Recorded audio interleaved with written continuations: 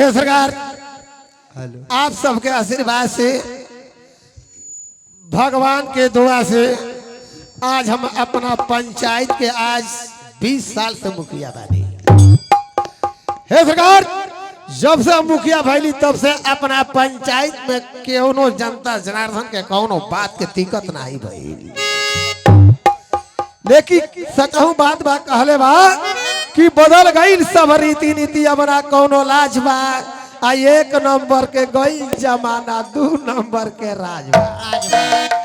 ए भैया सचहु बात बा, अगर जानवर पोसल जाई तो वफादार निकल जाई, लेकिन आदमी के कितनो पोसल जाई, कितनो कलेजा निकाल के खियावल जाई, उ ससुर के नाती कबो गद्दार निकल जाई। देखी रात दिन दरवाजा पर लपटिया रही, लपेटल हमारा वफादार आदमी है। लेकिन जब भाई सर पर चुनाव आ गई तो आज ओकरा 1 हफ्ता हो गई हमसे भेंट भइले। पता नहीं उ कौना भीड़ में रहत बा। मुखिया जी प्रणाम। अरे प्रणाम प्रणाम लपेटा।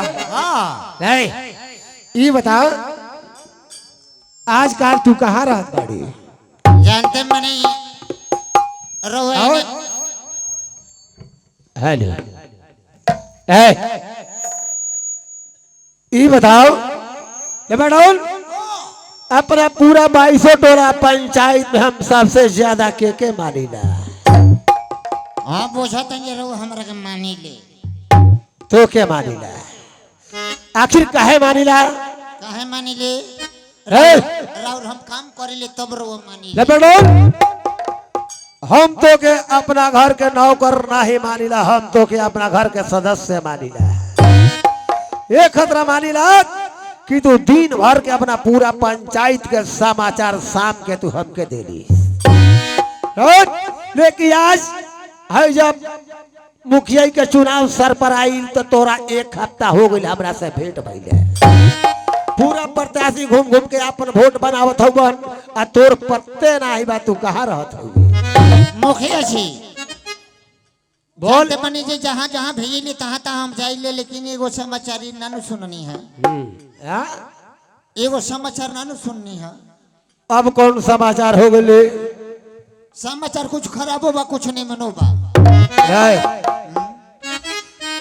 लेमन कहले तो समझ में आ गई, लेकिन खराब समाचार कौन हो गई? जौन जे अपना गांव में जौन जे जानकी भाई नहीं खो, उन्हीं के भाई एगो छोट बाबा शंकर बा पढ़ लिख के बहुत होशियार हो गई बा। हाँ लबड़न इंसान के अपना जुबान के नबदान नहीं बनावे के चाहिए। लबड़न देख ये बात सुन के हमारा आत्मा में बड़ी खुशी होला कि हमारा पंचायत में पढ़ लिख के केहू होशियार होके बढ़िया कोनो पोस्ट पर जाओ। तबे तो अपना पंचायत के नाम होई। मुखिया जी बोल। उनकर जौन जे भाई बड़े छोट शंकर, वो पढ़ लिख के बहुत होशियार हो गई बड़े। ऐसा रउआ खिलाफ में उहे इलेक्शन में खड़ा होखे वाला बड़े। वाह वाह वाह वाह, छोटी मुंह बड़ी बात रे। हैं?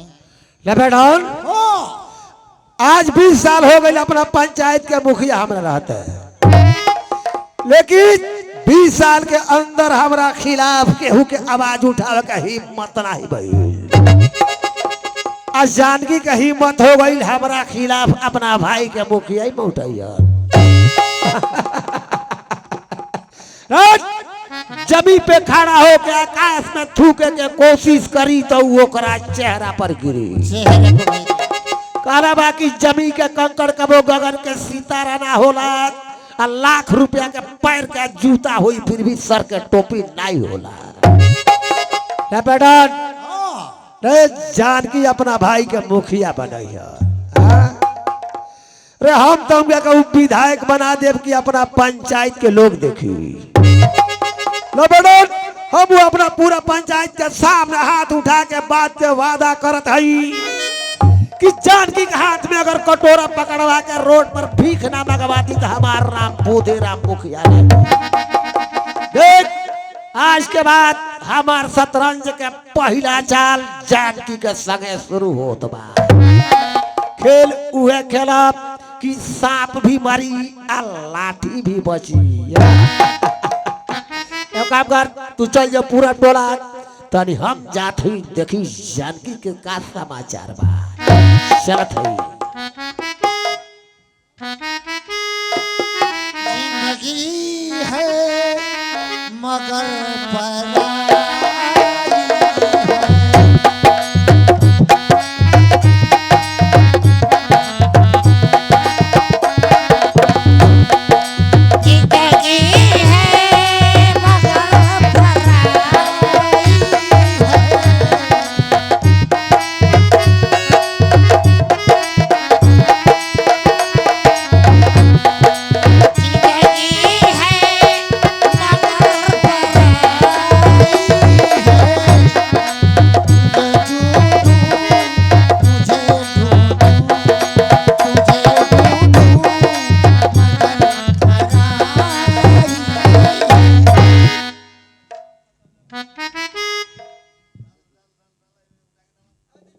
हाँ सरकार, हमार घर पड़ना जानकी नगर में। हमने के दो भाई बने, हमार नाम है जानकी, हमरे से छोट भाई बड़े उनका नाम है शंकर। भैया क्या कही, हम बहुत एगो मजबूर आदमी, गरीब आदमी आई। दिन भर बाबू भैया खेत में काम करीला, शाम के 5 रुपया मिलेला, 2 रुपया में परिवार के खर्चा चलाईला, प्लस 3 रुपया बचेला तो अपने भाई की पढ़ाई में लगाईला। का कहीं 195 बीघा जमीन रहे, जौन की 195 बीघा में 190 बीघा बेच के अपने भाई की पढ़ाई में लगा दी। दिल बहु है तमन्ना बा कि हमारे भाई अगर जो पढ़ लिख के कोनो अच्छा पोस्ट में पहुंच गई, 10 रुपया कमाई लगी तो हमने के गरीबी दूर हो जाई। लेकिन घर आने के बाद क्या पता नहीं लगत। छोटवा कहा रहा यही जरा नहीं है। शंकर कहा हमारे रे, वो तो एक सवेरे कौन पढ़ है। शंकर पढ़ गए ले लेना अभी नहीं खाना अच्छा पढ़ना के लिए। हम पढ़े को नहीं, हम अतवार के पढ़ी ले। अच्छा तोरा घर में किस स्कूल खुलल रहेला? अतवार के पढ़े जे अतहर कौन रहेला नहीं जान के भैया। काजी अतवार के जन तरीका है जले, जब स्कूल में बटाए लागल ड्यूटी, हाँ हाँ तो ई सफाई मंत्री में भर्ती भई। इहो के जाइले तो हम ही साफ करी ले। हाँ ऐसे शौचालय विभाग के ही सदस्य बन गइल बा। ए शंकर गइल बड़े पढ़े अभी लेने आइले, अते काना स्कूल में पढ़े ले। हम वाणी गाड़ी में पढ़त बात रहे। हाय देखो देखो आंगनबाड़ी कहे आंगनबाड़ी। हां आंगनबाड़ी में हम हमर चाचा दुनी जन वही में पढ़ी ले सोन के। अच्छा अच्छा चल पढ़, जहाँ पढ़बे ताले ठीक है बा।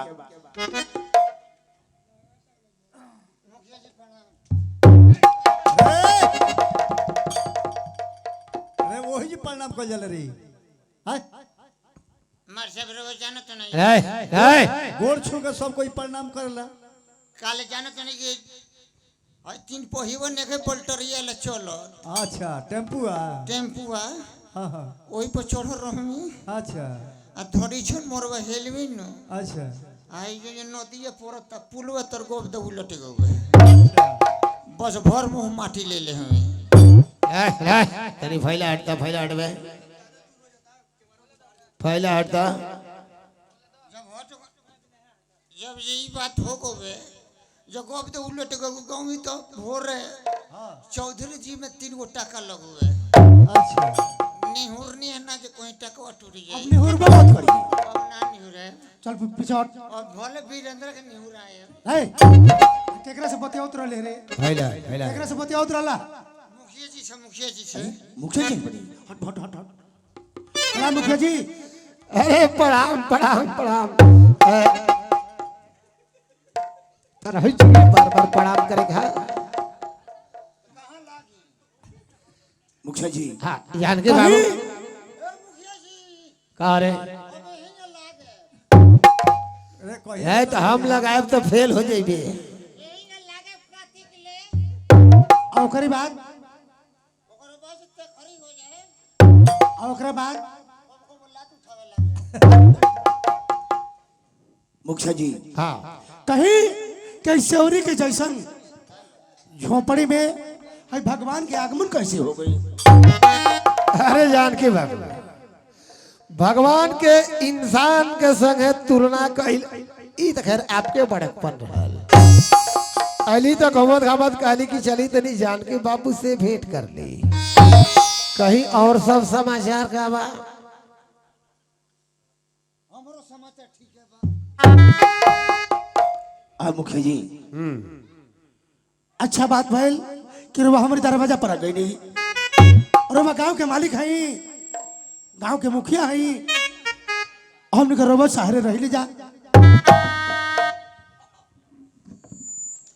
अरे हमरा सहारा के बात दिगर के बात रहल, सारा ऊपर वाला के चाहिए। बात तो सही कहते नहीं। जानकी बाबू हाँ हाँ पूरा जब अपना पंचायत में घूमली तो सब बात तो सुनने ही बढ़िया से लगल, लेकिन जब आपके जब प्रशंसा सुन ली तो हमार मिजाज गदगद हो गई। हमार प्रशंसा? हाँ पूरा पंचायत के लोग यह कहत बात कि भाई होके तो जानकी जैसा। अरे का कहू अपना बेटा के मानी जाऊं, जानकी बाबू अपना भाई के माने ना। ये तो बात रुआ सही कहा। हाँ 195 बीघा जमीन में 190 बीघा बेच के पड़ा दिला। चले चले भाई होके तो रौरा जैसा। मुखिया जी दिल में ये तो बनना रखले बानी कि हमारे बाबू अगर जो पढ़ लिख के कोनो अच्छा पोस्ट पहुंच जाइए, 10 गो रुपया कमाए लगिए तो हमने की गरीबी दूर हो जाएगी। काहे नहीं, परिश्रम का फल मीठा होला। जानकी बाबू जब दिल में तमन्ना बा तो ऊपर वाला जरूर पूरा करी है। चलिए मुखिया जी सब आप सबके आशीर्वाद चाहिए। अरे नीचे वाला का आशीर्वाद के कौनो जरूरत नहीं बा, ऊपर वाला के आशीर्वाद चाहिए। हरे राम हरे कृष्णा। अच्छा मुखिया जी प्रणाम प्रणाम। सुने तनी हमरो लगे समय के अभाव बा, तनी कुछ जरूरी काम बा, हम चलत हई। अब कौनो काम होई तो हमरा लगे खबर रू आप कराओ। मुखिया जी हम जरूर भेंट करब। ठीक बा हम चलत हई। छठवा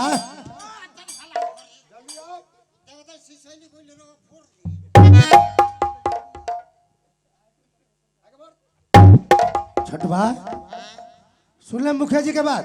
हाँ मुखिया जी लोग बात सुननी है। इनके लोग और दवाई जानता नहीं कितना दिन ले रहेला। कितना दिन के? सिर्फ 5 साल ले। हाँ पहले ही सोच रहा लोग लेता लोग बस 5 साल में जौन बना ले। हाँ 5 साल में सारा लेटरिन खा जाता लोग। लेटरिन खाता लो।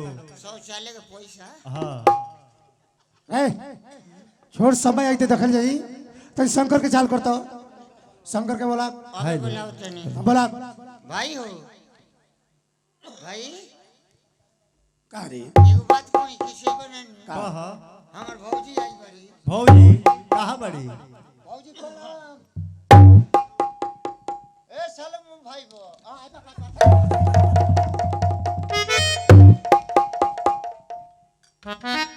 बोलाओ तनी। जल्दी बोला। ओए शंकर भैया। हाँ छोटू तार भैया बोलाओ तारे। ठीक बा तने। अरे कवन करनवा भैया हम के बोलावलो यार, हम के बोलावलो हो सच हलिया दोना बात लाई भैया हम के बोलावलो यार, हम के बोलावलो हो सच हलिया दोना बात लाई।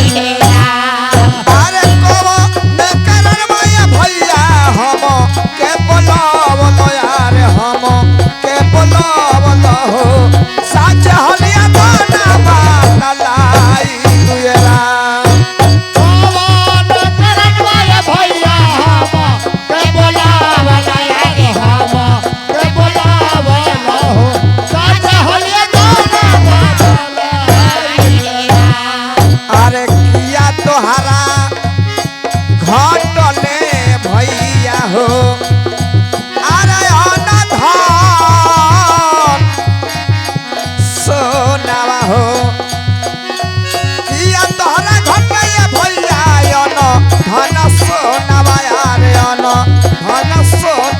हो किया घटले बधाई ढोल पाना नुए राम ए किया हो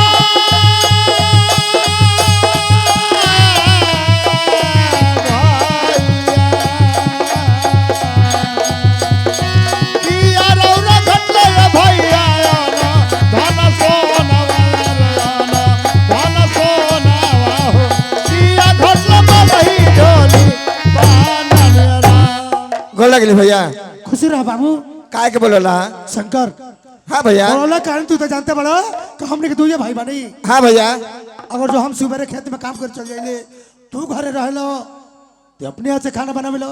हाँ भैया अगर जो तू सुबह स्कूल चल जाला हम घर रह तो हम अपने हाथ से खाना बना ले। भैया जब हमने के 2 भाई बटले बन जाते एक न एक आदमी के तो बना ही के परी। तो बाबू देखो आज हम जाते बाबू साहब खेत में हर लेके अच्छा आ तू अपने साथ में छोटुआ के लेके आ तेरी नाश्ता में रोटी सब्जी बना के लेके खेतवा में हो। ठीक है भैया छोटुआ को समझा दो। छोटुआ हम जाते नहीं बाबू साहब खेत में हर लेके हाँ अब तू चल जा शंकर की सके अति नाश्ता में रोटी सब्जी बना के लेके खेतवा में हो। ठीक है भैया तू चलो हम नाश्ता बना के लेके आए सो। देखो बात सुन लियो हाँ समय से नाश्ता बना के लेके हलो अगर जो लेट भई तो शंकर से ना पूछे तोहरे से पूछे। हम पूछते बनी जे कमजोर आदमी के तू काले हो वो।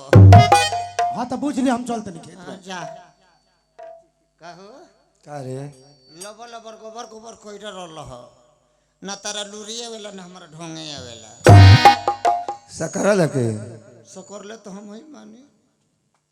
ते सकर ले बेटा हमरा से का पूछो तेरे चलो वहीं गिल कांच बना के लेके चल जाइए। चल चलो तनी कुछ होत चले।